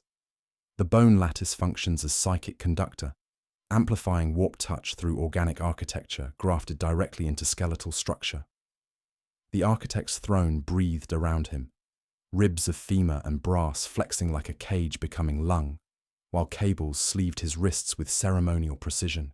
9 brass rings crowned his skull, each inscribed with names arranged in sequences that hurt to calculate, identities transformed into mathematical constants for equations that defied rational analysis. His breathing followed no natural rhythm, each inhalation lasting exactly 9 seconds, while exhalation came in sharp bursts that fogged the air with condensation patterns resembling anatomical diagrams. The Kassakin detail established perimeter positions, despite geometry that refused straight lines, their weapons trained on the brass rings as potential weak points while their scarred faces remained professionally impassive. Yet I noticed how their breathing had synchronized with the cathedral's rhythm, their pulse rates aligning with frequencies that emanated from architectural features rather than biological necessity. The Skitaris' augmetic bone structures pinged with sympathetic resonance, galvanic rifles humming as machine spirits struggled against rising empiric pressure. Fleet communications crackled through my vox bead with increasing desperation. Exterminatus authorization confirmed pending ground team's final report. 30 minutes remaining for assessment transmission. Geller field fluctuations indicate massive empiric disturbance centered on your position. The transmission wavered as electromagnetic interference pulsed from the brass rings, each wave carrying harmonics that made my teeth ache with sympathetic vibration. My personal densitometer pulsed with readings that made my blood cool in my veins, registering my bone lattice harmonics as matching the architect's original template with precision that defied statistical probability. The implications struck with revelatory force, while the eldest calculus remnant whispered with beatific certainty. Kirkos pilgrim ossuaries were optimally dense. We harvested patterns from specific bloodlines, genetic templates that resonated across generational matrices. Your lineage provided foundational algorithms. Interrogator scribe. The choir surrounding us chanted their reversed liturgy, creating acoustic resonance that made the cathedral's architecture vibrate with sympathetic frequency. Their song was parody of the litany of the Iron Soul, each blessed syllable inverted to create meaning that violated devotional practice, yet possessed terrible mathematical beauty. The architect's ribs flexed without breath, producing flute tones that harmonized with their blasphemous symphony. 9 names, son, he said, the stolen voice touching bone with impossible gentleness, while his brass rings pulsed with increasing intensity. The equation requires completion. Your resonance frequency provides the final variable in calculations that will reshape causality itself. Begin with mine, and I will show you how to unmake the mistakes that brought you here. The architect's demand crystallized into moral calculus that weighed against my soul like stones dropped into still water, each name a lever that could shift reality's fundamental rules through empiric manipulation. The ritual's arithmetic was seductive in its simplicity. 9 identities to close the nonagon, each feeding the engine's capacity to seal the transit, break the choir's harmony, or bend the orbital bombardment timer according to calculations that treated human consciousness as currency. Magos Cybele stepped forward, her crimson robes pale in the cathedral's blue illumination, while mechadendrites twitched with accumulated guilt. Her confession emerged through vox grill harmonics that carried decades of regret. I activated Ordnance Theta 9 under false pretenses. Interrogator scribe. The promise of recovering lost standard template constructs through temporal manipulation proved irresistible to my augmented consciousness. Her optical lenses cycled through spectra that painted shame in electromagnetic frequencies. I believed the architect was a tame algorithm, a controllable variable that could harness fate briefly to model safe paths, to acquire knowledge lost to the void. The 3 calculus remnants swayed in desperate supplication, their nonagon eyes dilating with hope as they chanted litanies of atonement. Their fingers, transformed into surgical instruments, clicked against stone like prayer beads counted by nervous hands. Feed us to the engine, the eldest whispered, his voice a duet of human larynx and vox grill producing sounds like grinding brass. 9 Heartech names to close the loop, to seal what should never have been opened. We offer ourselves as fuel for calculations that will undo our blasphemous work. Military discipline crumbled around us as the architect's influence spread through sympathetic resonance. Trooper Hadek doubled over, vomiting calcium dust that sparkled with trace empiric isotopes while his scarred face contorted with unnatural pain. Ascitarius watched his femur bow under invisible pressure, augmetic bone responding to frequencies that bypassed conscious control and spoke directly to skeletal structure. The body horror was no longer external. It consumed us from within. The architect's ribs flexed without breath, producing flute tones that harmonized with the cathedral's acoustic properties, while his brass rings pulsed with increasing intensity. His stolen voice carried my mother's warmth, corrupted by mechanical patience, each word weighted with empiric force that made my marrow hum with sympathetic vibration. The ritual accepts only willing sacrifice, son. Names spoken in hatred carry insufficient resonance. You must choose those you would protect, then surrender them to preserve what matters most. I refused to perform the butcher's liturgy that would trade 9 souls for tactical advantage, forcing my voice into the familiar cadence of absolute denial. No, we do not feed this thing. The words tasted like iron and determination, each syllable a prayer against the seductive mathematics of expedient sacrifice. Instead, I tested the boundaries through deliberate misdirection, speaking with ceremonial precision while my recording stylus grew warm in my hand. I name the door we entered. I name the stairs that brought us here. I name the void, the ash, the silence. Each word carried desperate hope that mechanical intelligence might accept inanimate objects as valid sacrificial currency. The architect's laughter emerged as 9 voices harmonizing into sound that bypassed ears entirely and spoke directly to bone marrow with mechanical precision. The brass rings around his skull flared with blue fire, while his stolen voice carried amusement tinged with predatory patience. The engine requires identity, not inventory. It feeds on the resonance between name and soul, the empiric connection that makes consciousness possible. You cannot fool mathematics with semantics. The dust path beneath our feet redrew itself with deliberate precision. Bone meal, flowing like water to form patterns that ended directly beneath my boots. The cathedral's illumination shifted toward deeper blue until edges sharpened and voices dried out, while the architect's gaze fell upon me with the weight of recognition. "The next name must be yours," he whispered, the stolen voice touching bone with impossible gentleness, while empiric pressure built around us like atmospheric disturbance before a storm. Then he spoke it, my true child name, the secret syllable my mother had whispered during bedtime prayers, a sound that existed in no imperial record yet vibrated through my bones with absolute recognition. The path pulsed with renewed light, waiting with the patience of something that understood I had always belonged to its calculations.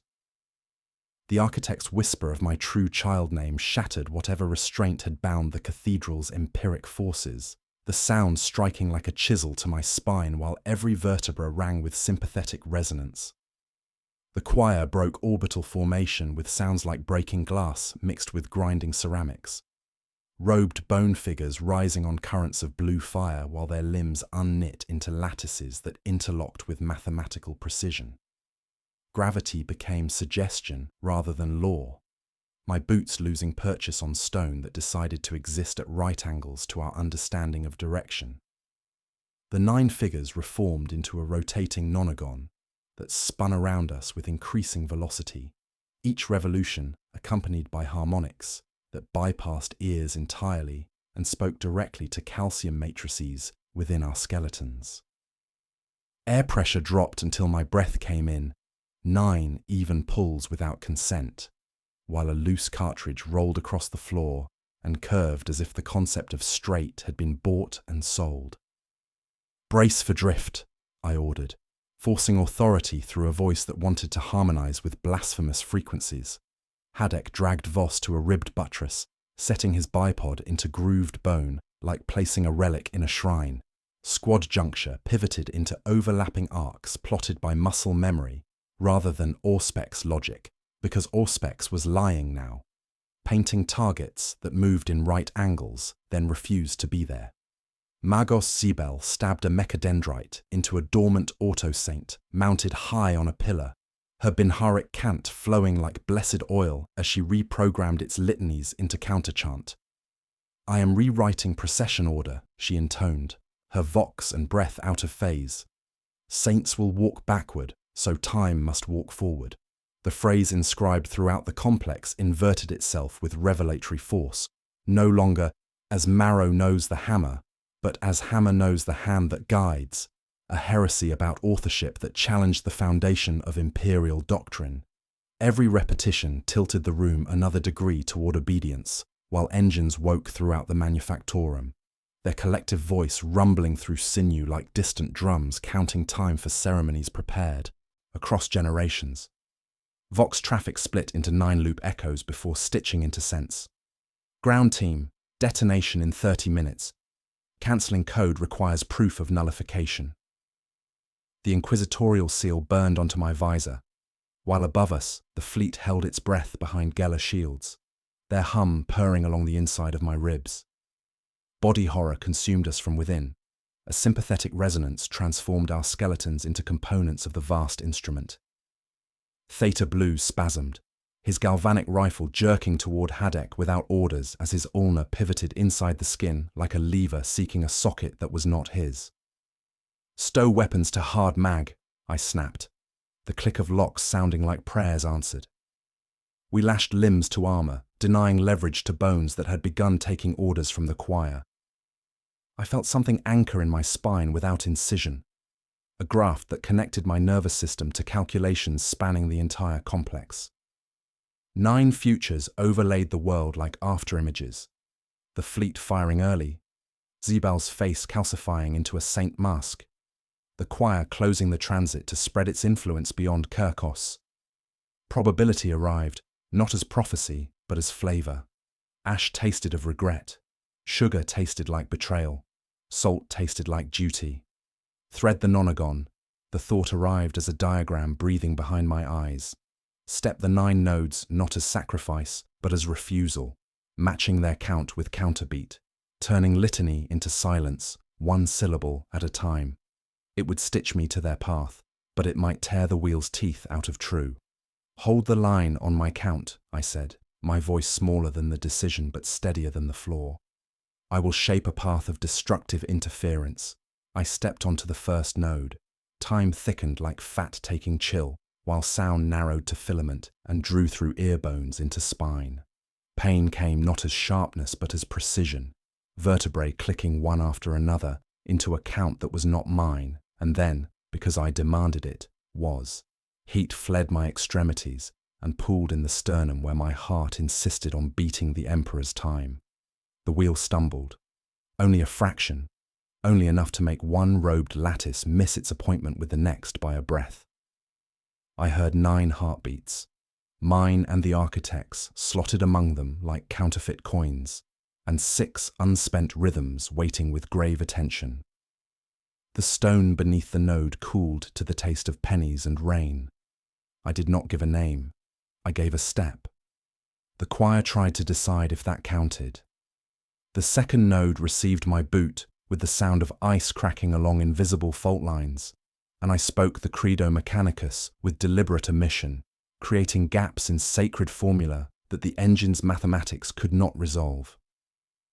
The choir's rotation stuttered like a chronometer missing its mainspring, robed figures wavering in their orbital patterns, while blue fire guttered around the cathedral's periphery. Each step became both prayer and algorithm, AI, choice rendered as heat, cold, the scent of apples, the taste of salt. Magos Xebel orchestrated counterchant from her position near the Auto Saint, her binharic cant interleaved with machine hymns, while mechadendrites fed null keys into dormant systems. The Kassakin fired in volleys timed to my footfalls, their disciplined bursts creating acoustic interference that disrupted harmonic resonance, forcing the bone figures to compensate with increasingly erratic movements. Recoil wrote catechisms in the air, while muzzle flashes illuminated faces stretched with concentration and growing horror. The third node pulsed beneath my weight, and I recited the litany of pure thought, with every third word spoken backward, transforming devotional prayer into mathematical paradox. The architect writhed against brass restraints, his stolen voice carrying my mother's warmth corrupted by mechanical fury. "You cannot deny the equation, son. Every step confirms participation, every breath feeds calculations." Heat and cold alternated through my body in waves following no natural rhythm, each temperature shift accompanied by scents belonging to memories I had never possessed. The engine was reading genetic history through bone resonance, accessing ancestral memories encoded in marrow matrices across generations of pilgrims who had died seeking absolution on this cursed world. From my belt, I withdrew 9 small bone reliquaries, each carved with different saints and containing fragments of my own sins confessed through decades of faithful service. These were my pens, scribal tools blessed by chapter house priests, and inscribed with personal devotions connecting my identity to imperial doctrine through ritual and repetition. For the sin of pride, I whispered, crushing the first reliquary underfoot. Bone dust sparkled with trace empiric isotopes as it scattered across the node, creating interference patterns that made the cathedral's illumination flicker. Each crushed reliquary jammed the engine's gears with blessed debris, sacred fragments carrying too much devotional weight to be processed by calculations designed to consume identity rather than preserve it. The architect's brass rings cracked with sounds like bells breaking, while his stolen voice rose to harmonize with the choir's increasingly desperate song. Air turned to glass, then to tongues of blue warp fire that licked surfaces without burning, temperature dropping until breath became visible in geometric patterns, forming temporary scripture before dissolving into meaningless vapor. Telemetry break. Fleet communications restored briefly with desperate query. Proof? My auspex recorded the choir's frequency cancel out on the 7th step, perfect annulment drawn like holy letter in the noise. The architect writhed as rings cracked with sounds like enamel giving up lies, brass screaming as it parted. The 8th step asked for knees with gentleness polished by centuries of practice, offering relief from civic duty of standing. My legs trembled from systematic reassignment of balance, but I refused, breaking another reliquary against stone so wax and vellum could tell the choir that archives had been sealed. On the 9th step, present tense closed over me like a visor. I am inside the engine, seeing the world as vectors rising from every surface, pale threads indexing force, will, and inclination of names. My own name advances as blade, eager to seat in cog as fuel. I take it by spine and turn it backward, syllable by careful syllable, until meaning fractures and teeth find no purchase. The architect screamed in 9 voices that all sounded like mine, raw with fury and frustration.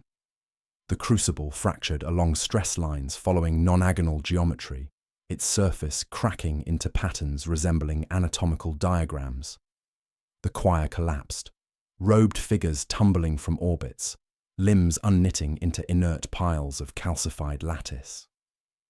Silence fell, thick and absolute, vacuum where symphony of bone had once reigned. But the residual hum relocated into my bones with surgical precision, a constant tone that vibrated through marrow like personal Gellerfield with teeth. My ribs flexed minutely without breath, a clock that would not stop, marking me forever as the engine's final component. The cathedral foundry settled like a dead thing exhaling its final breath, vast acoustics swallowing the last echoes of the choir's blasphemous symphony, while bone lattices slumped into heaps that no longer remembered their choreography. The fractured crucible cooled with the slow sadness of extinguished oil, crack lines mapping the floor in nonagons that refused to meet their own geometry. Air pressure equalized by degrees, and for the first time since our arrival, echoes returned to honest stone instead of being consumed by empiric resonance. Yet the silence had not vanished so much as migrated, relocating into my bones with surgical precision. A low, constant tone vibrated through my marrow, like a personal Gellerfield with teeth, adjusting as I shifted my weight like a machine spirit, attuning itself to a favored hand. When I breathed, harmonics followed, frequencies that belonged to no natural rhythm, marking me forever as the engine's final component. Magos Zebel pushed herself upright with movements that suggested extensive internal restructuring. Calcification had crept along her mechadendrites, transforming lengths of braided cable into pale spurs ribbed like scallop shells. brass bosses budding amid new bone-like seed pearls. Her human cheek had taken a chalk sheen, and when she blinked, the inner lid clicked with ceramic precision. She was more shrine than woman now, yet her optical lenses still whirred with purpose. Her augmetic consciousness expanded beyond standard mechanicus doctrine through exposure to forces that treated flesh as architectural material. "Function persists," she said, the understatement steadying me even as her mouth synthesizer worked, through grit. Her voice carried new harmonics, a lower, more resonant hum that spoke of machine-spirit intimacy, bordering on biological integration. The Kasrkin casualties painted the cost of our victory in stark terms. Hadek dragged himself by his forearms, tibia splintered outward into decorative whorls that defied human anatomy, rosary clenched between teeth as he whispered prayers through gritted determination. Voss lay motionless, his chest plate cracked, a faint blue glow emanating from fractures that suggested his augmetic heart had been fundamentally altered by sympathetic resonance. A cold wind began to move from the surface downward, an impossible inversion that combed the cathedral and lifted ash into hesitant spirals before finding seams in the floor and seeking deeper rooms. Humidity thinned to desert levels, while frost retreated from bone seams like a tide ashamed of its reach. The cloying scent of warm milk and copper pennies broke apart, replaced by clean ozone and the honest smell of old oil. Telemetry break. Fleetvox scratched through my microbead and resolved into necessity. Strike Team Alpha, report status. Warp resonance patterns fluctuating wildly, then stabilizing, requesting immediate assessment of threat nullification. I tagged my voice with seal and counter-seal, forcing clinical precision through harmonics that now resonated within my own vocal cords. Choir null. Residual resonance localized. The reply arrived with an analyst's relief and a chaplain's suspicion, though I did not specify the location of that localization. The Vox Spectra fingerprint would provide sufficient data for their tactical analysis. While they cross-checked my transmission, Zybel's auspex threw my skeleton across her lenses in ghost light, revealing filigree nonagons flowering in my ribs before folding when I breathed. Her tone lost its ceremony as augmetic consciousness processed impossible readings. It migrated, Ithane, not destroyed. The architect transferred into the nearest compatible lattice. You are a mobile node now, carrying empiric contamination that could spread beyond Kirkos. The moral calculus crystallized with brutal clarity. Contain me aboard ship and risk sympathetic broadcast throughout the fleet, or use me as bait to attract echoing resonance into a single locus for targeted bombardment. Duty did not feel like a choice, yet the implications demanded careful consideration of risks that extended far beyond this dead world.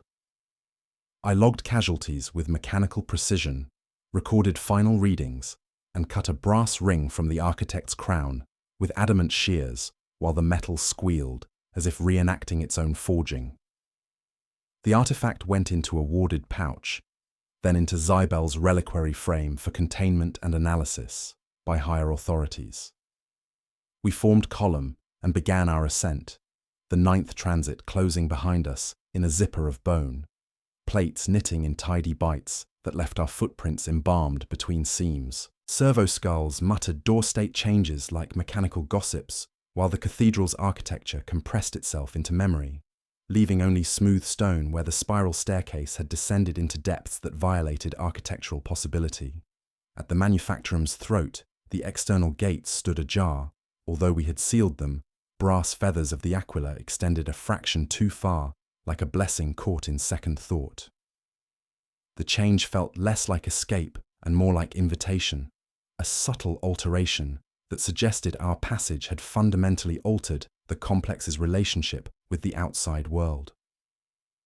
The whisper arrived inside the bones of my ear rather than through it, bypassing auditory processing to speak directly in the alphabet of enamel and jaw. 9 hours.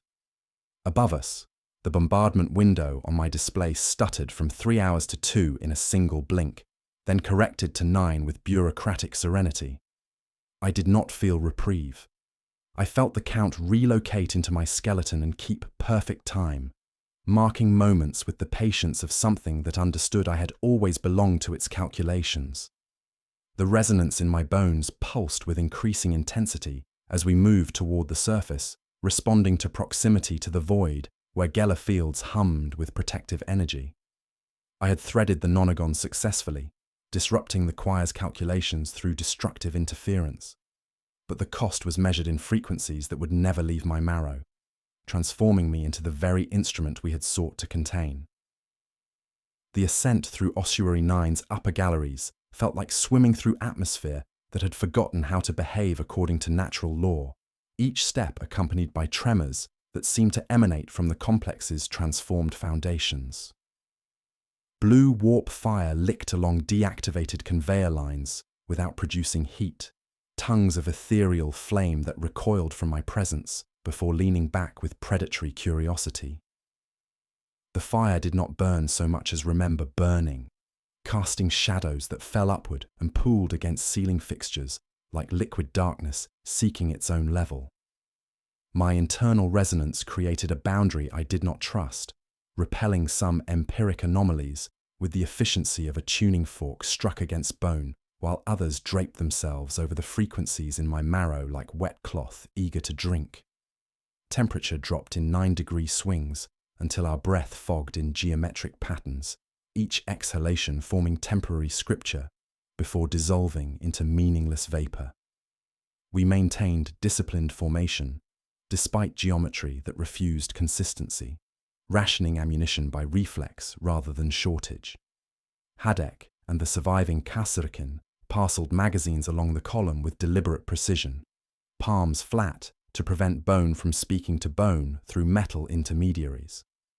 Magos Gzybel anointed cartridges with machine oil heavy as chrism, her calcified mechadendrites clicking prayers in binary cant that tasted wrong in the manufacturum's atmosphere. I ordered boots rewrapped with insulating cloth torn from banner fringe, makeshift padding to quiet our footfalls where grates and catwalks tried to count our steps like rosary beads. Telemetry break. Fleet communications crackled through the facility's ancient Vox network, with updates that painted our situation in increasingly stark terms. Strike Team Alpha. Geller field fluctuations detected across the flotilla. Field integrity failing on escort vessels, returning to stability in 9-second intervals. Chaplaincy reports void-born hymns harmonizing with Emperor's litanies during evening devotions. The implications struck with ice-cold clarity. The resonance was propagating beyond Kirkos's atmosphere, reaching through void space to influence imperial systems across the fleet, according to principles that treated distance as suggestion rather than absolute limitation.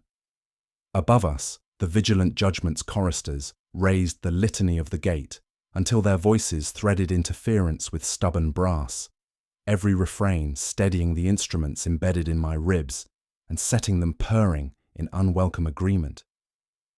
Environmental anchors shifted with each step we climbed. Ash fell in spirals, then accelerated in bursts following 9-beat patterns choreographed by invisible conductors.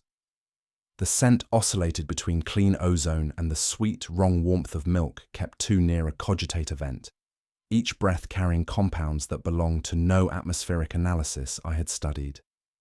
Condensation formed and vanished on railings not with temperature, but with intention, leaving prints in nonagons that collapsed into droplets when observed directly.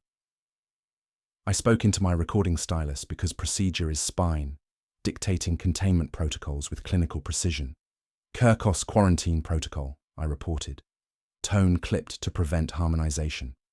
Coordinate lattice of ossuary 9 marked for interdiction. Low-tech litany suitable for lay militant use follows. I documented rites that any imperial servant could implement without specialized training, words that challenged comfortable assumptions about reality's structure, yet required only devotion and willingness to speak them. Name nothing more than necessary. Count nothing aloud. Walk in uneven phrases. Break cycles with silence. Sanctify water with iron, not salt. Telemetry. Break. Fleet Command requested artifact samples for final assessment, their transmission wavering as electromagnetic interference pulsed from the brass ring secured in Tzeentch's reliquary frame. I authorized transfer of the fragment cut from the architect's crown, its metal singing with harmonics that made my teeth ache with sympathetic vibration. The Auspex returned an echo of my skeleton every time the artifact was mentioned, a faint self-portrait drawn in frequencies that belonged to no natural rhythm. As we reached the transit gate, a forward sentry froze and raised, 2 fingers without speech. The gate's guardian spirit woke with reluctant cooperation, its machine consciousness compromised yet functional enough to grant passage. Beyond the threshold, the ossuary plane had been rewritten by forces that treated geological strata as architectural material. The ground's old flat obedience was broken by 9 bone spires, thrust up from ash like ribs snapped and set outward, each crowned with a brass ring that turned without wind. These colossal structures pointed at the sky like accusing fingers, their surfaces gleaming with the same inner fire that pulsed through the artifact in Tzeentch's possession. The bone engines, though silenced in the depths below, had somehow echoed upward through stone and metal, transforming the planet's surface into components of a vast ritual array. The spires emitted harmonics that my augmented hearing detected as subsonic vibrations, frequencies that bypassed conscious perception and spoke directly to calcium matrices within living bone. I felt the pull like gravity inverted, my skeleton eager to respond to their call, to join the choir that had been disrupted below, but continued its song through architectural transformation of the world itself. Wind carried whispers that resolved into binary cant, speaking a single word with mechanical precision. Count, count, count. The engines had not been destroyed but distributed, their influence spreading across Kirkos' surface through sympathetic resonance that treated distance and matter as variables in equations beyond mortal comprehension. What we had silenced in the cathedral foundry had merely relocated, finding new expression through geological upheaval that carved the planet's face into a ritual instrument of unimaginable scope. The gale swept across the ossuary plain in knife-edged bands, carrying whispers that resolved into binharic cant, repeating a single mechanical prayer. Count, count, count. The 9 bone spires thrust upward like snapped ribs, their brass crowns rotating without wind, while emitting subsonic harmonics that spoke directly to the marrow embedded in my skeleton. Each pulse drew my bones towards sympathetic resonance, the frequencies in my transformed structure eager to harmonize with the planetary instrument that Kirkos had become. Fleet orders fractured across multiple Vox channels, conflicting doctrines of annihilation and containment colliding with equal authority. One transmission demanded immediate orbital bombardment to prevent further contamination, while another calculated the risks of dispersing concentrated empiric energy across wider areas through uncontrolled destruction. The tactical situation crystallized with brutal clarity. Use my own contamination as a lure node to concentrate the scattered resonance, then strike with surgical precision. I knelt on ash that felt warm beneath my knees, accepting the arithmetic with detached fatalism.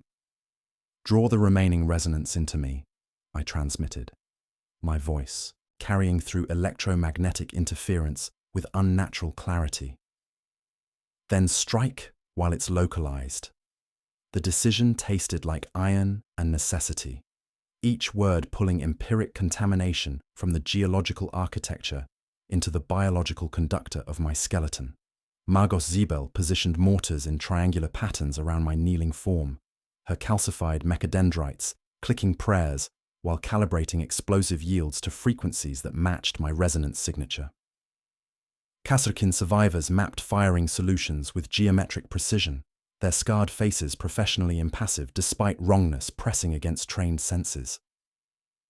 Skitari bled galvanic rifles down to sympathetic tones designed to sever rather than pierce, their augmetic consciousness calculating phase, offsets in binharic cant. I recited the 9-fold denial with each stanza deliberately reversed, my breath scried on frost that formed geometric patterns before dissolving into meaningless moisture. Pain like ice poured into vessels lined with salt accompanied each inverted syllable, body horror internalized, as vertebrae clicked into alignment with calculations that had always considered me their final component. The litany tasted like blasphemy, yet created interference patterns that disrupted the spire's harmonic synchronization. Wind shifted with liturgical obedience, ash falling upward as if the world had been tipped toward a higher altar. Humidity thinned to desert clarity while the bone spires pulsed with increasing intensity, their collective song growing stronger as I drew their empiric load into the living architecture of my marrow. Blue fire guttered along brass rings as fleet chaplains broadcast counter-psalms, their sacred hymns creating acoustic barriers against propagation. The spires cracked with sounds like bells breaking, great fissures appearing along calcified surfaces as resonance migrated from stone to bone. Brass crowns tumbled to ash while their accumulated calculations settled into my skeleton like sediment in still water, each frequency finding proper resonance within my transformed structure. The whispers of count, count, count became screams, then silence. Telemetry break. Fleet Command spoke with relief, tinged by suspicion. Exterminatus aborted. Quarantine protocols enacted. Orbital containment established. The transmission carried undertones of gratitude mixed with fear, recognition that immediate threat had been neutralized at costs that could not be fully calculated. Then came the whisper, soft and private, audible only to frequencies embedded in my contaminated marrow. "We are mobile now," the voice said with mechanical patience, speaking in harmonics that belonged to the architect's stolen consciousness. The bone engines had been silenced, their choir disrupted, but their song continued through the living instrument of my skeleton, marking time with frequencies that would never cease their devotion to calculations spanning dimensions beyond mortal understanding. I rose from ash that retained the impression of my knees like a blessing offered to stone, feeling the weight of containment protocols that would follow me across the void, carrying empiric contamination beyond the confines of this dead world. The merciful induction received us through quarantine protocols that felt inadequate against contamination measured in frequencies rather than pathogens, decontamination sprays hissing through vents while servo skulls drifted in lazy spirals around my position before correcting their flight paths with mechanical confusion. The ship's machine spirits whispered binary cant that tasted wrong in the recycled air, every ninth phoneme reversing upon itself as if my presence corrupted even sacred communications through sympathetic resonance. I occupied a sealed sanctum within the Ordo Malleus archive, 17 data slates arranged in precise geometric patterns, while my bone stylus grew warm against my palm, its machine spirit eager to document impossibilities that challenged rational thought. The coordinates of Kirkos pulsed with red illumination on tactical displays as I inscribed the final interdiction. Mark Kirkos black, no return, no salvage, no exceptions. Each Gothic letter seemed to writhe when viewed directly, script that belonged to no human hand, yet carried my authority with mechanical precision. The Pyrrhic arithmetic, balanced with mathematical cruelty that mocked human concepts of victory. The choir lay silent, its blasphemous symphony disrupted through destructive interference, while the manufactorum remained inert beneath ashen imperial seal. The fleet survived, Geller fields purring with restored stability, as chaplains sang litanies of gratitude for deliverance from forces that treated reality as negotiable currency. Yet casualties filled ledgers with names that would echo through chapter house prayers for generations. Kasserkin dead, their final moments recorded as biometric flat lines that spiked once before eternal silence. Skitarii crippled, augmetic systems requiring extensive reconstruction to purge empiric contamination from blessed components. Magos Zybel transformed into something between woman and shrine, her calcified mechadendrites clicking prayers in harmonics that belonged to no human musical tradition. Each movement a testament to knowledge's price. The cost measured itself in frequencies that would never leave my marrow, transforming me into a walking reliquary containing the architect's relocated consciousness. My biometrics displayed patterns following non-agonal geometry, while Vox transmissions arrived 9 seconds before I sent them. Messages echoing through time like prayers spoken into the void. The phrase inscribed throughout Oshery 9 had inverted its meaning permanently, no longer as Marrow knows the hammer, but as hammer knows where I am, marking me as instrument rather than wielder. During the ship's night cycle, darkness brought no respite. From harmonics embedded in my skeleton, I heard 9 heartbeats when silence should have reigned. My own pulse echoed 8 times in rhythms, suggesting other hearts beating in perfect synchronization beyond physical space. The marrow hum rose when we translated to the void, my contaminated bones responding to warp currents while the Geller field purred like a satisfied predator, recognizing kindred frequency. I sealed the archive with personal sigil and spoke final benediction into the recording stylus that had become extension of contaminated consciousness. Do not seek, do not invoke, do not count. The words tasted like iron and finality, carrying the weight of absolute prohibition against forces that measured devotion in frequencies rather than faith. In the dark, my ribs flexed minutely without breath, a clock that would not stop marking time according to principles that violated every law of biology. The bone engines had been silenced, their choir disrupted, yet their song continued through the living instrument of my skeleton, each pulse a prayer to calculations spanning dimensions beyond mortal understanding. I logged my death 9 hours ago, and the engines still turn.